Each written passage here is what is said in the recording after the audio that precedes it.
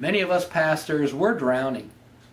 We're living in overwhelm, we're burned out, we're exhausted, we're wrestling with addictions. Over half of us struggle with internet pornography.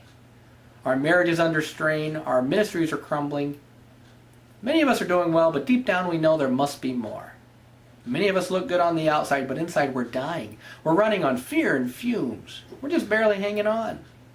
Have you ever questioned whether you should remain in ministry? My name is Coursey, and for 15 years I've been training pastors to be joy starters in their communities.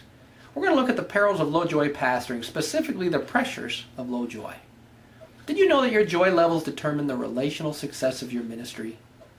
I remember a time my joy levels were tested when I was leading a group activity of about 100 people. A friend of mine tripped and fell. She broke her ankle and her wrist. She was screaming in agony. It was intense.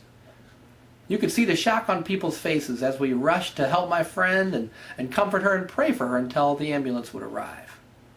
Once she left for the hospital, I looked around that room and I felt this growing ball of tension in my stomach because I could see traumatized faces. I could see people who were overwhelmed, who were stuck. As a leader, I felt responsible. I needed to do something about this. See, this was my show.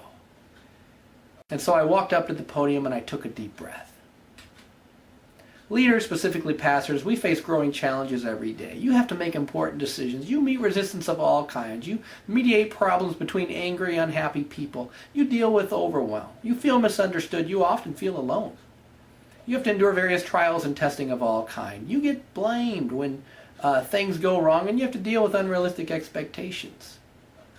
To find solutions and answers, we read popular books by well-known authors who tell us how to do all the right things. They give us good information and they inspire us to be more efficient and more spiritual and wise. The problem is the promised results just do not translate into workable solutions. One reason is you need more joy. Your joy levels determine how effective you can withstand distress. Let's face it, your needs outweigh your resources. There's too much work and there's too little time. You need more money, more staff, more sleep, more energy. You need more joy. As Jesus would say, there's a big harvest and a small workforce. Now back to the story of my friend. So I stood at the podium that day and I took a deep breath. And I practiced skill 13, which is seeing what God sees. This is a life model exercise. And for the next 10 minutes, I led the group through skill 13 exercise. And after 10 minutes, you could see the difference and you could feel the difference in that room. People started to come alive. They were smiling. They were hugging. There was joy in that room. For the first time in that whole experience, they felt seen, heard, and understood by God. They no longer felt alone. You see, skill 13 is a transferable skill. That means that you can learn and use this skill with your family, your people, your congregation, and you can use it in your life. You need to be restored so that you can effectively restore the people that you serve. If you're crispy, guess what? You're going to pass on the crisp to other people. Do you really want to pass on the crisp? No, you don't.